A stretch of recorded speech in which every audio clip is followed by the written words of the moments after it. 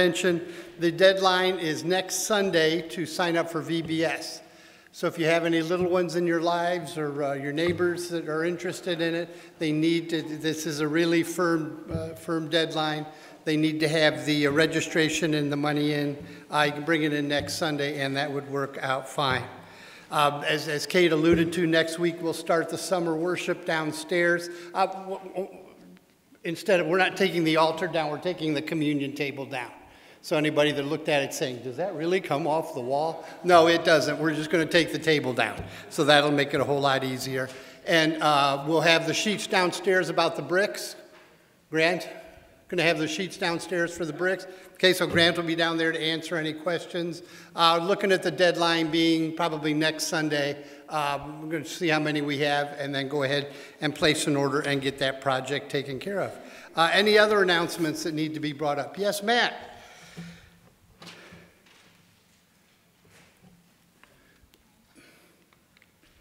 Good morning. We're talking about the flags in front of the church. Just a friendly reminder. 8 o'clock in the morning we're going to meet, and if people cannot make 6 o'clock when we take the flags down, we're going to take them down and give them the honor and the dignity that they deserve. Even though there's some people in America who really don't think that way, we will give it the honor and the dignity they all deserve. And then they'll be available Tuesday. You see Lisa at the church office. Correct, Doctor? Okay. Again, let's never forget. Thank you. Thank you. And if you have not yet and you would like to have one of your flags hung, you can go ahead and just bring them tomorrow morning, and we'll make sure that all of them that are put in our care will be displayed. Anything else that needs to be brought up for the good of the congregation? Well, I was going to wait until joys and concerns for this, but I've already had a few of you say, gee, your haircut looks nice. I went home in tears last week. I felt so badly the way Chip treated me that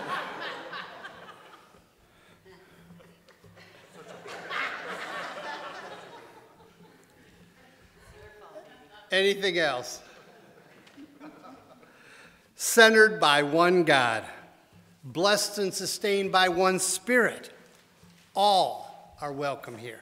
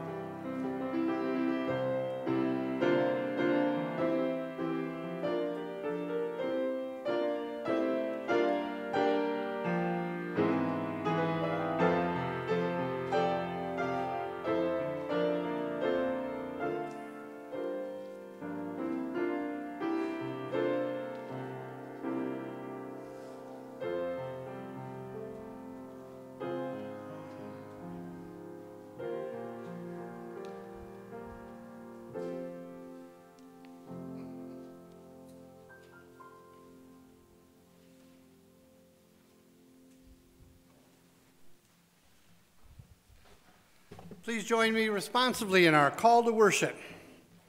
Coming from different places. We gather as one church, one community of faith. Bringing different gifts. We come to offer ourselves as we are. Blessed by one Spirit. We bring our unity of gratitude and praise. I invite all that are able to please stand as we join together in the hymn, Sweet, Sweet Spirit. It's found on page 291.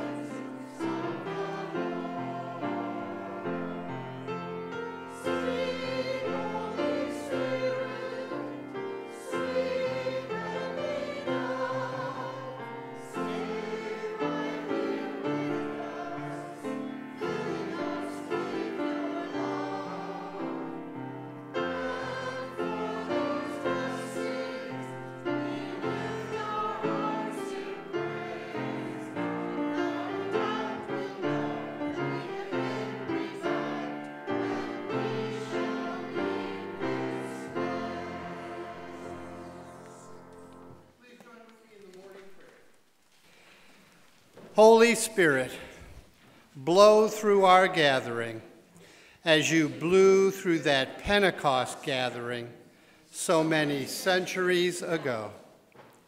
Breathe in us your new creation, that we may be renewed and revived to your people once more. Speak through our differences and our diversity, and bind us together in unity and love. Amen. I invite you now to turn to those around you, passing the peace of Christ on this glorious morning.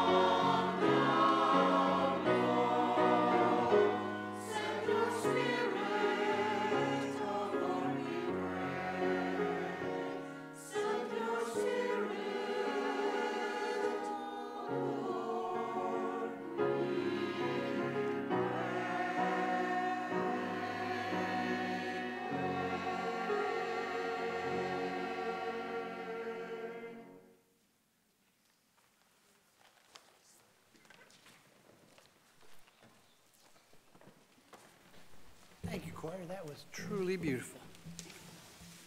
We come to the time in our service where we have the opportunity to lift up and share with sisters and brothers in Christ the concerns or the joys of our hearts and our lives. So I invite any that feel so led to share with us your concerns or your joys.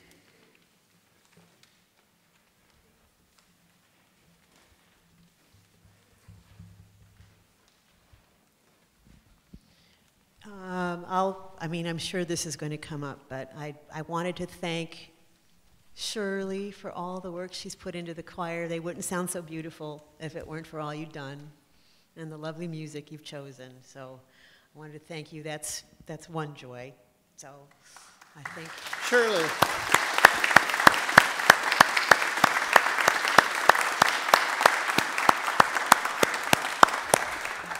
And the other is, I just got back, so if I look awful, I'm pretty tired.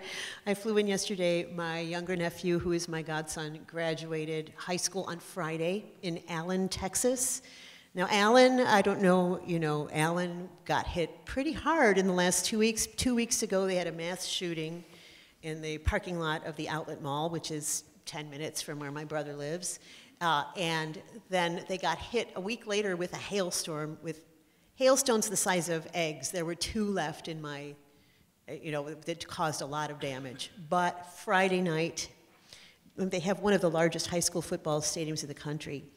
That stadium was filled with joyful people. There were chairs for 1,800. It took up the whole football field. 1,767 graduates. It took 2.5 hours to read the names. And then the student council raised money for a spectacular fireworks and drone lights show that it morphed into Allen, Texas, their eagle, which is their mascot, flying. It was all done with drones. I've never seen anything like it, and this was for a high school graduation. But it just gives me such joy to see the resilience and the love poured out of those people after what they've been through in the last couple weeks. It will not get them down, and I think that's such a beautiful thing. So I wanted to share that. Thank you. Thank you. Lord, in your mercy, hear our prayers.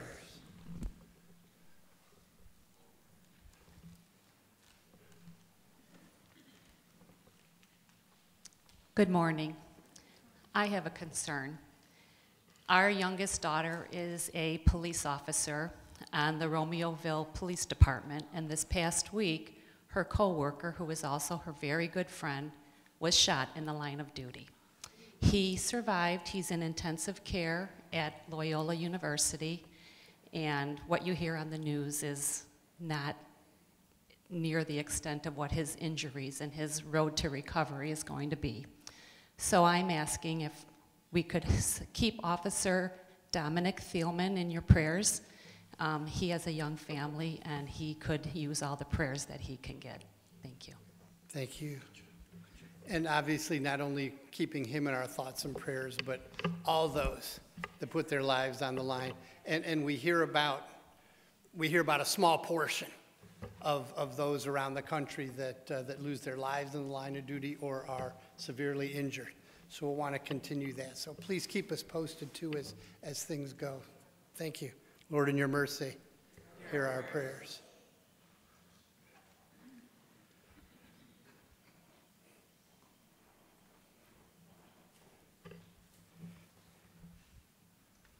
I don't know if you'd call this a joy or a concern, but prayers are apparently been working very well for my friend Don, his son Devin.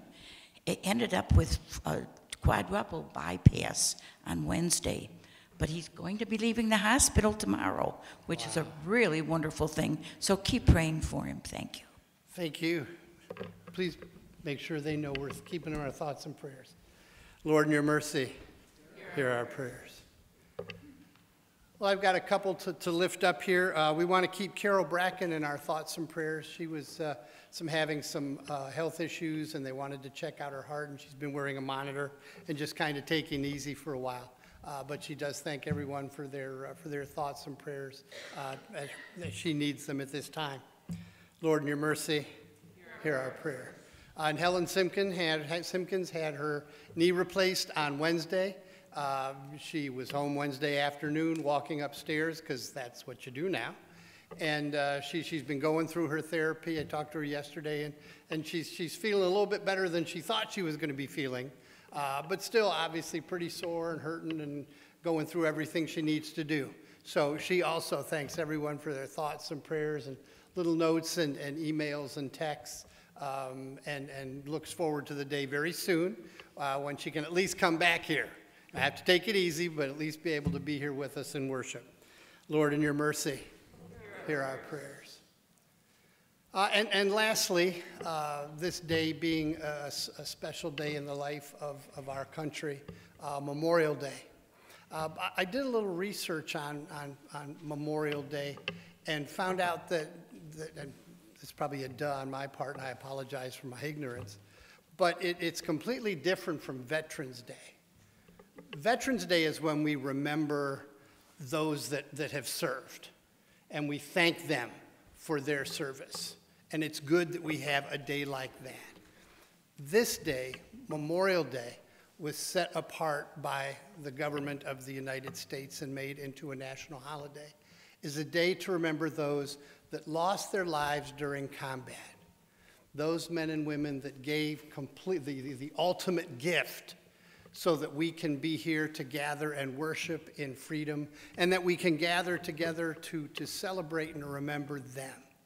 So this is a day that is set apart for us to remember those individuals and their families, that for however many years it's been, they always have an empty chair during holiday celebrations and births and weddings and high school graduations.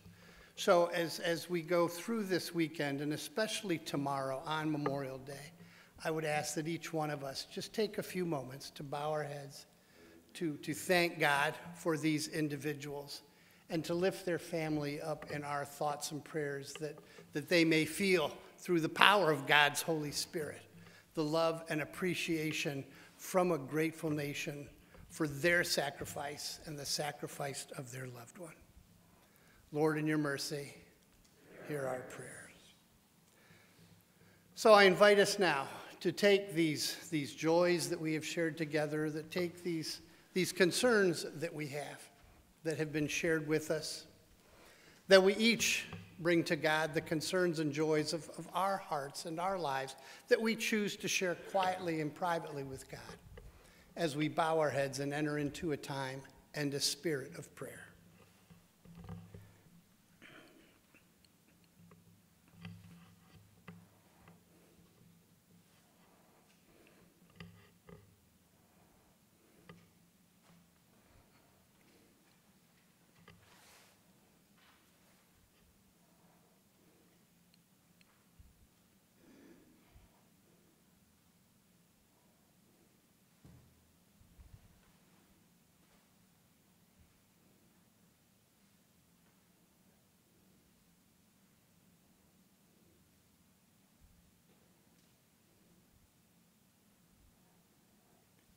O ever-present God, we give you thanks for this, once again, most glorious and beautiful of mornings.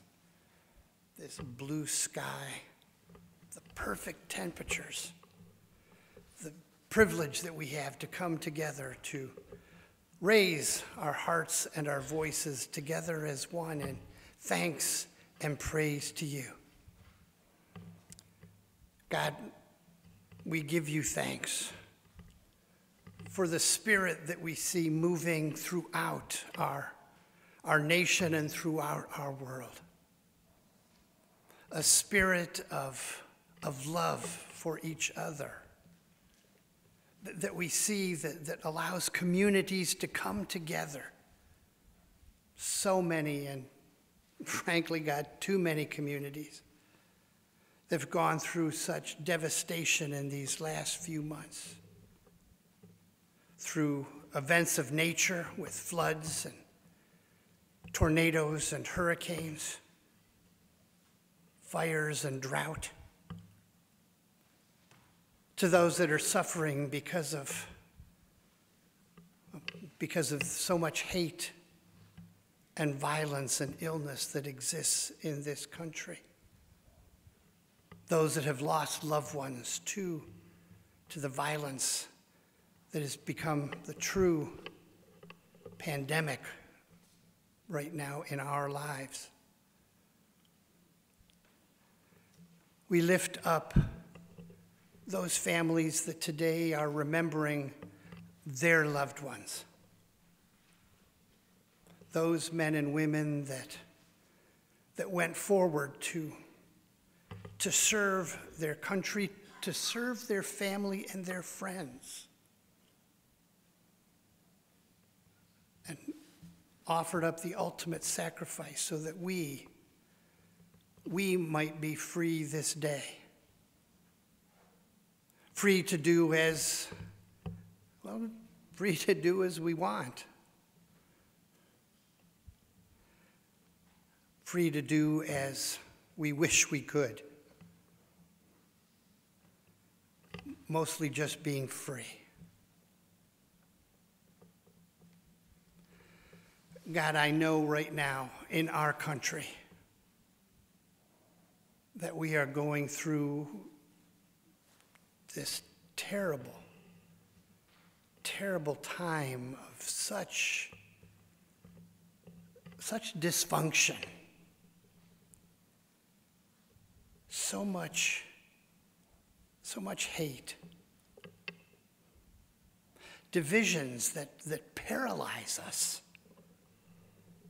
that keeps us from doing things to be able to truly help those in need, to truly be able to be your presence in the entire world. God, we have seen the diversity that exists within this country, and rather than celebrating it, we have weaponized it and seen ourselves be torn apart.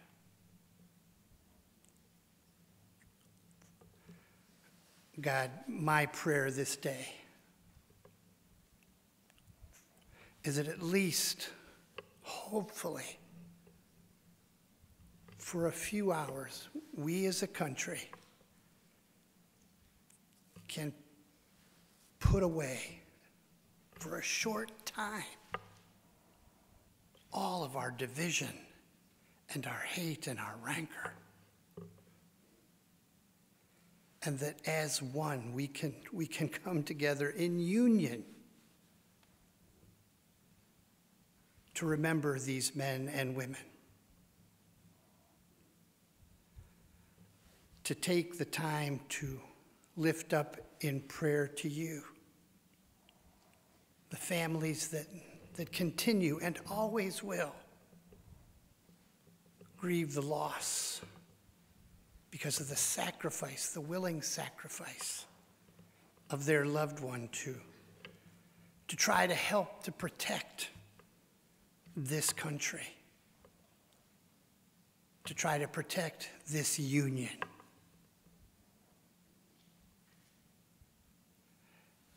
I pray that this day might become, just in some small way, a beginning. That we as a nation might remember what is truly, truly important, and what truly, truly makes this country the country that it is. It is not the political parties. It is not those that scream the loudest. It is not those that would sow the seeds of division and hate. It is not those that are continually looking and making up things for us to fight about and argue about. Rather, this country is about and is based upon the willingness of its citizens that when called are willing to answer that call, are willing to serve as they are needed, and are even, if required, willing to lay down their lives so that we as a nation might exist. God, help us to stop dishonoring their sacrifices through our actions and through our choices these days. May we find ways to honor them, to truly memorialize them by making this the country that they fought for, making this the country they died for.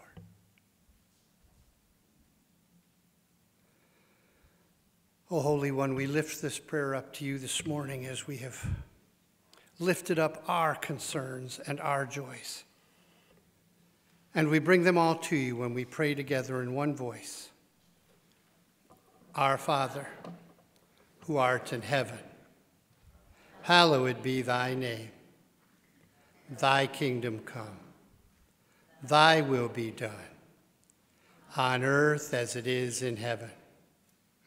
Give us this day our daily bread, and forgive us our debts, as we forgive our debtors. And lead us not into temptation, but deliver us from evil. For thine is the kingdom, and the power, and the glory forever. Amen.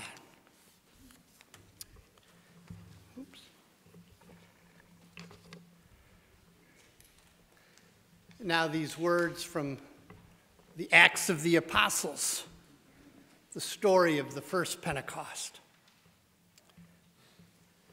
When the day of Pentecost had come, they were all together in one place. And suddenly from heaven there came a sound like the rush of a violent wind, and it filled the entire house where they were sitting. Divided tongues, as of fire, appeared among them, and a tongue rested on each of them. All of them were filled with the Holy Spirit and began to speak in other languages as the Spirit gave them ability.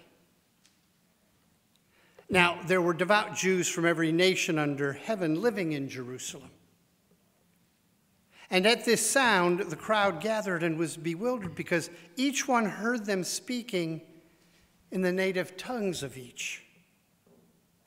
Amazed and astonished, they asked, "Are not all of these who are speaking Galileans?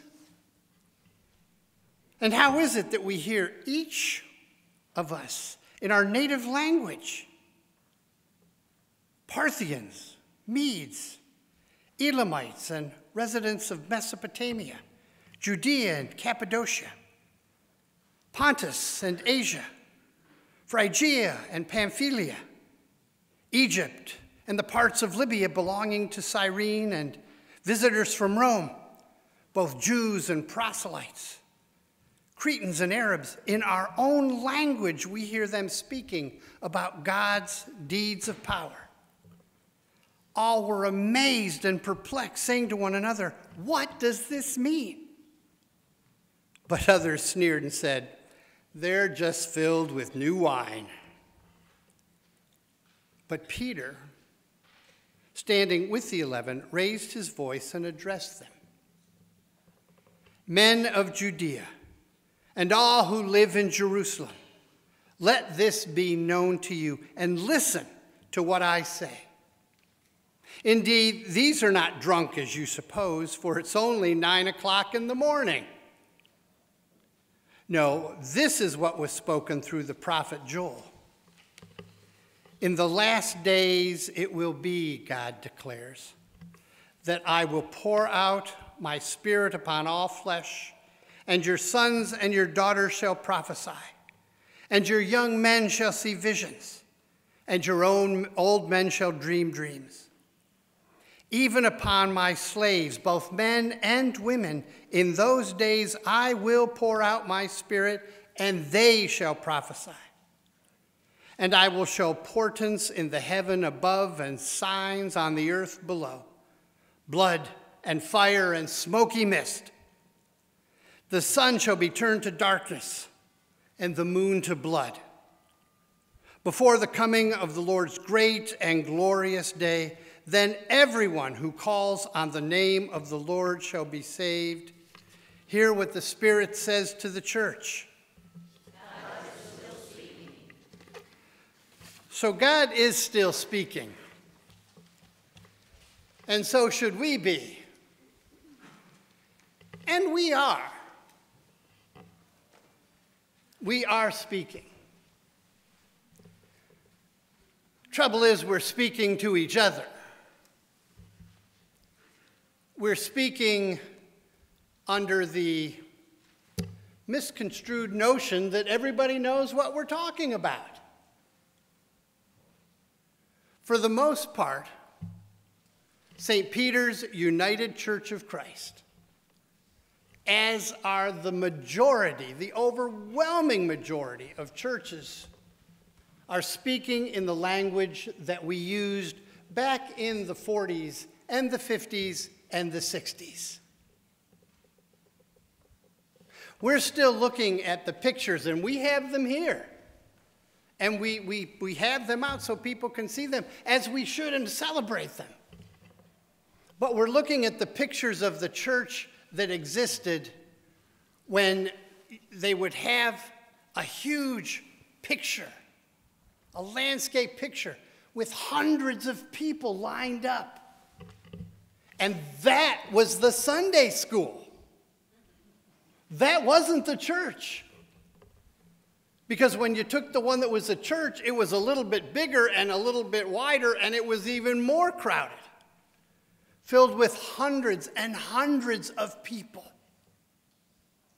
People that came every Sunday. People that came, let's see.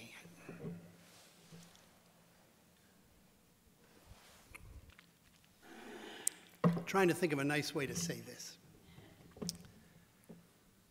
People that came dressed in their Sunday go-to-meeting clothes.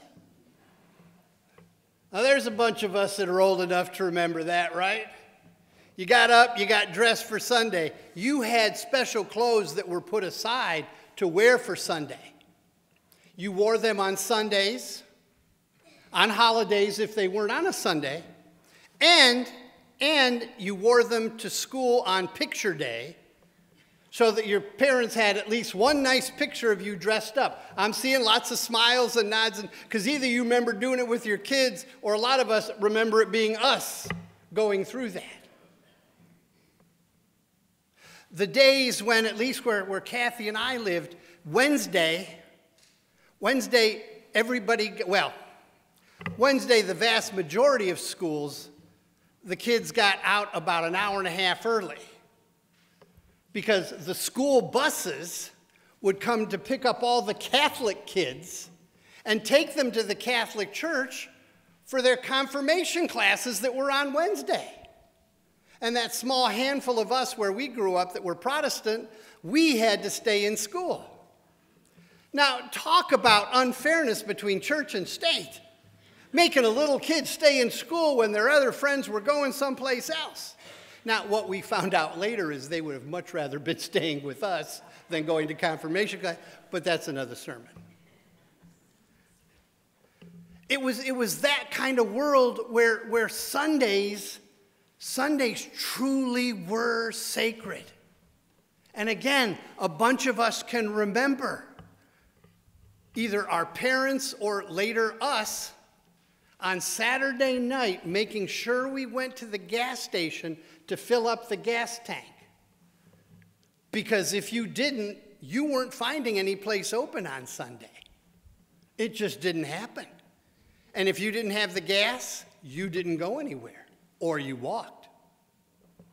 I remember, as do a lot of us, I remember on Christmas morning, waking up as a child, getting that remote control car that were brand new. You know, the remote was like this big, but the remote control car, and it was a red Porsche, is what I remember it to this day. It was gorgeous. It was wonderful. I opened it all up. Rest of the presents were all open, and I took it outside, and I was going to run it up and down the driveway, and I said, "Dad, where are the batteries?" "Oh, shucks," or something to that effect. I forgot about the batteries. Well, nowadays, you would just hop in your car, and you would drive up to CVS or to Walgreens or to Kmart or Kmart's gone. I'm showing my age, aren't I? See, I'm getting in the swing here.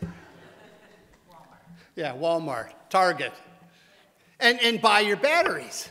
Back then, I had to wait till the next day, except, and God was looking down and punishing me.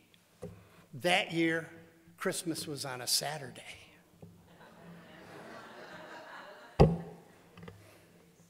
I was just out of luck. That was the world we grew up in.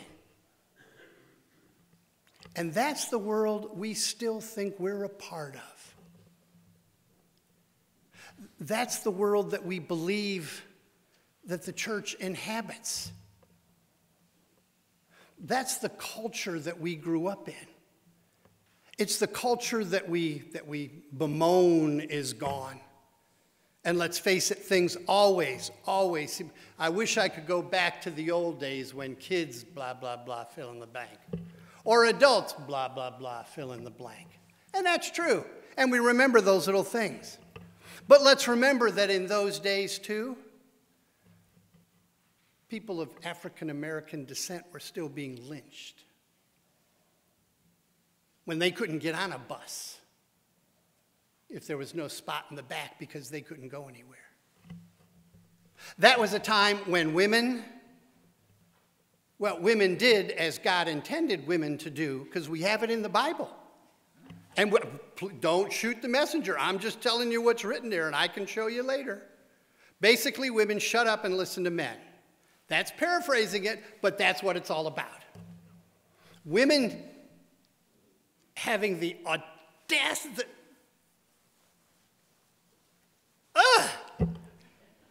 to be able to think they could tell a man something. It was just unheard of. That was the world back then. A time when children were going to work at 9, 10, and 11 years of age rather than going to school. And it was the law of the land that people, companies, and parents could do that if they so chose. So back in the old days, back when we have the 1,000-picture picture of St. Peter's, yeah, it was a world that we grew up in. It's the way that the world was, but it wasn't all great. When people look back and say, the good old days, say, okay, think of the person you love the most in life. Just think of that person. And think of them having a devastating heart attack. Now, do you want them treated the way they did people back in the 30s, 40s, 50s, or even early 60s? No, I want them to have the best, the most modern things. There you go. We live in a different world. We live in a more modern world. We live in a society and a culture where we can't say things and expect that people know what they are. Here's a little something for you to try today, especially if you're gonna go out. Just stop and get gas, go to the store, go out to eat. Somebody, a stranger that comes up to you, say, "Happy Pentecost," and see what they say. I guarantee you the vast majority of people will say, Okay, same to you. And have no idea what you're talking about. We're using language that was fit, that was proper for us when we were growing up, that's different now. We sing our hymns. And the vast majority of hymns that we sing, especially from our book, they have these and thous and thon'ts and thines and all kinds of other things that the young people that we want to attract today, right? Everybody wants to bring young people in, right? You want to bring people in with kids? Anybody disagree with that? Everybody give me an amen? Amen. Oh, come on, it's Pentecost. Give me an amen. Amen. There you go. See, that's what we want. So we bring these young people in and we say, here, now to read these words, sing this song. They have no idea what they're talking about. And nothing turns off anybody more than feeling like an outcast or feeling stupid because you don't know what the people are talking about. We need to start finding ways to engage the world as the world is. Never, ever, ever. Not by dumbing down the gospel. Not by in any way watering down what Jesus taught and the sacrifice that is a part of being Christian. The expectations, the commandments that Jesus gave us to follow. But just finding a way to take it out there in the world in a way that means something. See, that's what happened on that first Pentecost, I truly believe. It wasn't speaking in tongues. Glossolalia. Don't you like that word? See, I can tell anybody that read the Key article because you're going, yeah, I remember that word. That was okay. Glossolalia, the speaking in tongues. But it's defined as basically gibberish. You're just feeling compelled to make these noises, these audible noises that the Spirit leads you to. I'm not diminishing it, but I'm just saying you're not going to get many converts from people that way. I'm talking about the disciples speaking in tongues that it was very clear here that the others, each one heard them speaking in the native language of the other. In our own language, we hear them speaking about God's deeds and power. The disciples were able to share the message in a way that was different from how they had been doing it, in a way that these other people, these strangers, could not only hear it, but could understand it, could grasp what it was all about. That's what we are being called today. That's the new Pentecost. I'm not looking to see a flame over Evan's head and have Evan all of a sudden start speaking Mandarin. That'd be cool, wouldn't it? But I'm not expecting that to happen. You know? Or seeing Wendy jump up and start speaking in fluid French. Or Pete in German. I picked on enough people now. Oh, no. And Gail in Swahili. Let's see who. And Chip. No, we don't want to hear Chip. So, but I'm not talking about that. I'm talking about finding ways when we can speak to the people in a language that they understand. That means looking at those things that we hold as most sacred and finding a way to make them relatable to the people out there. To put them in a way that does not diminish, does not dilute, but rather actually touches and resonates with people. Think about changing the words to the Lord's Prayer. I did that a few weeks ago. Nobody hit me. I had a few dirty looks. But that's okay. See, it's that kind of thing. Thy kingdom come, thy will be done.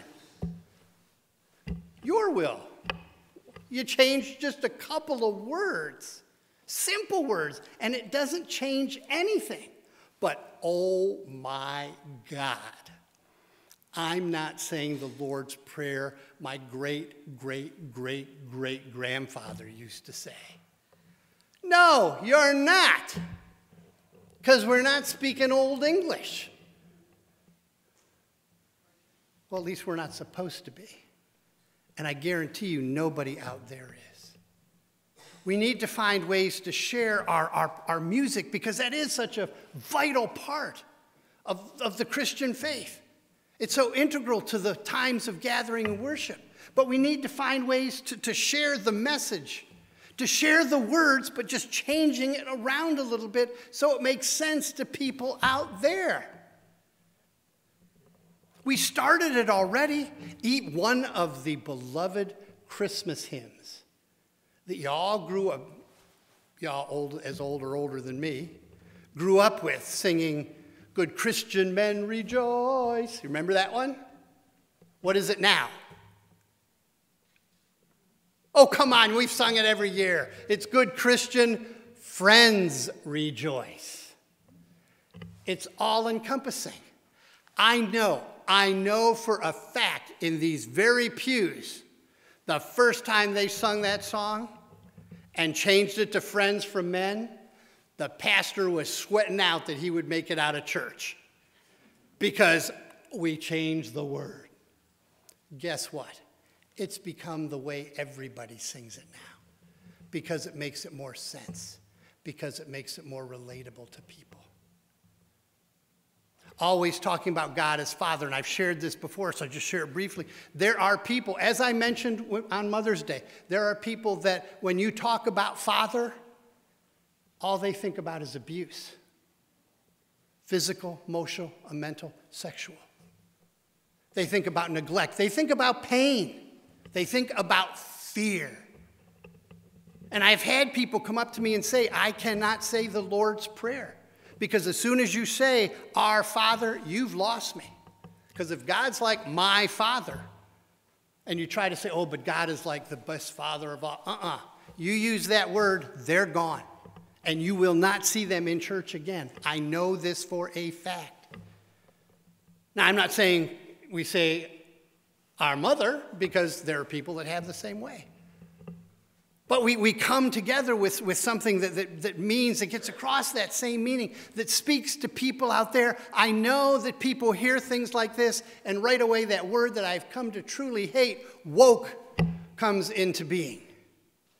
I'm just talking about using the words, using the language that relates to people out there. I'm talking about being able to look at our history and be able to give name to it, to give ownership to it,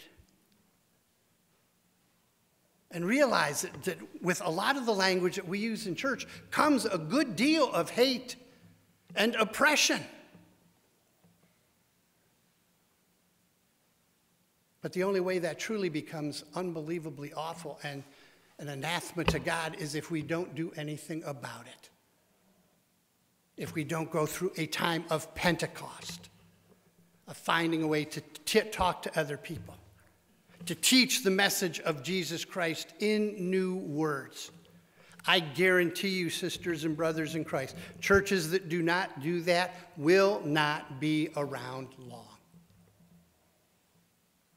People are looking for places where they can go, where they can understand, where they can feel like a part of the family, where they don't feel like they have to be someone that knows the secret handshake or the passwords.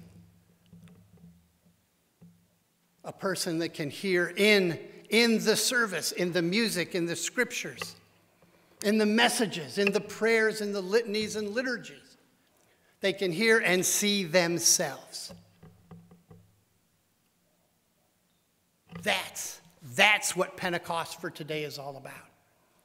And the only way it will happen will be if it happens the same way it did the first one, allowing the Holy Spirit to truly envelop, to truly inhabit us, so that we have the strength, the power, so that we have the courage to change centuries, millennia of tradition. Realizing that if we don't, we are not reaching God's people out there. And that, sisters and brothers, is why we are here. And the only reason we are here. My prayer is that we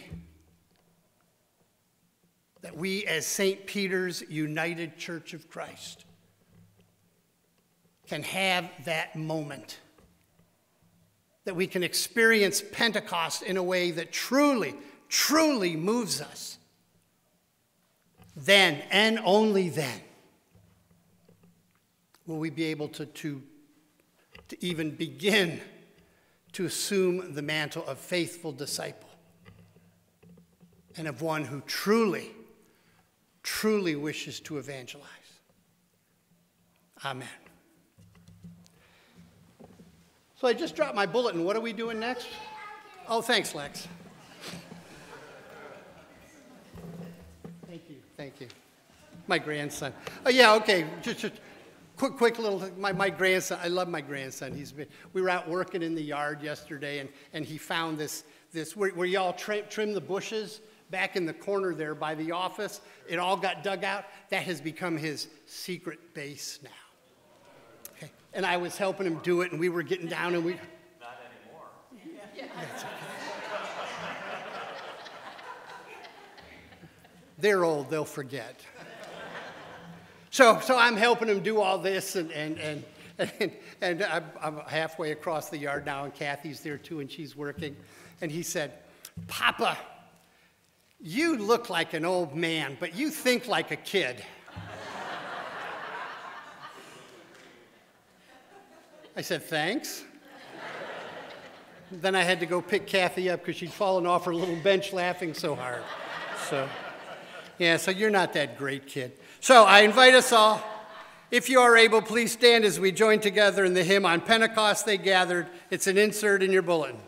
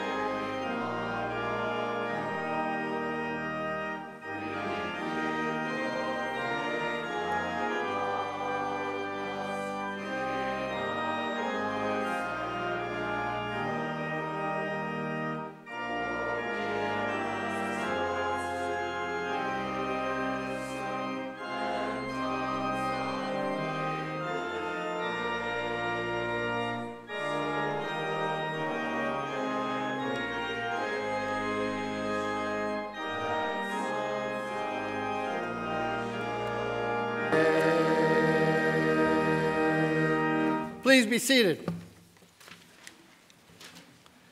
Bring your gifts, whatever they may be, for together we possess all that we need to be a true blessing to all of God's creation.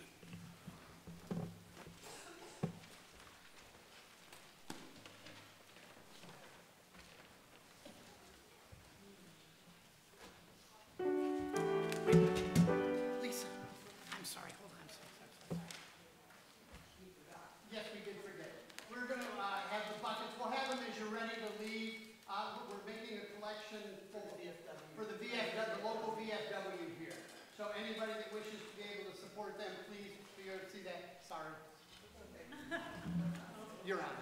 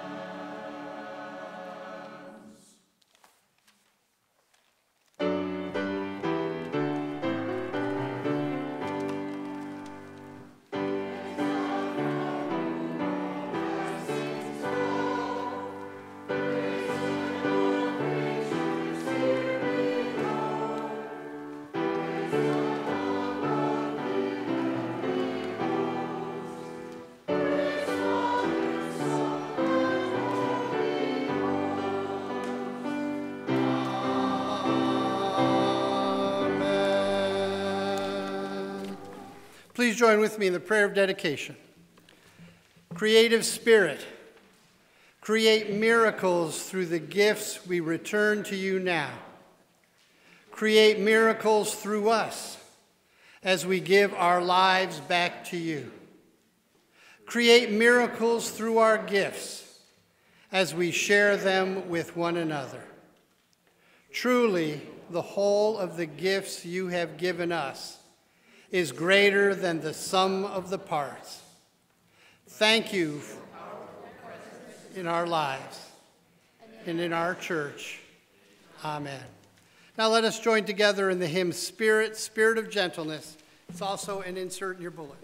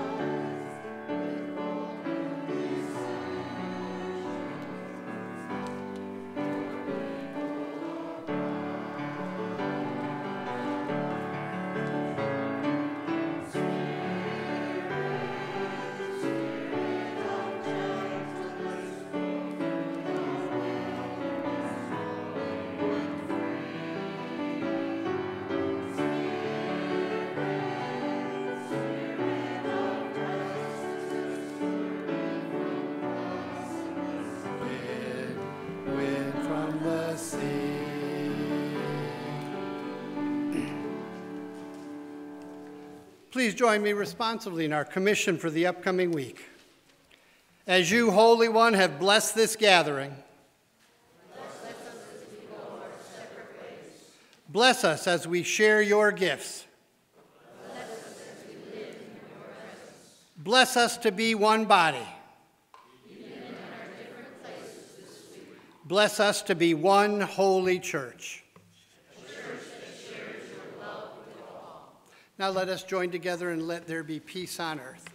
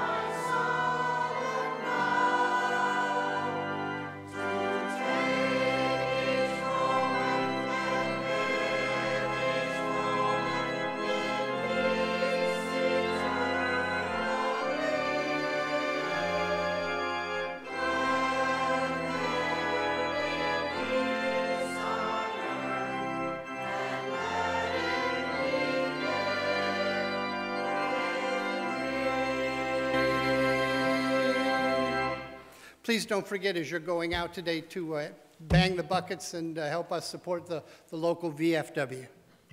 So may the grace of God the Father bless you with peace. May the love of Christ, God's Son, sustain you in joy, and may the power of the Holy Spirit fill you with courage this day and forevermore. Amen. Please be seated.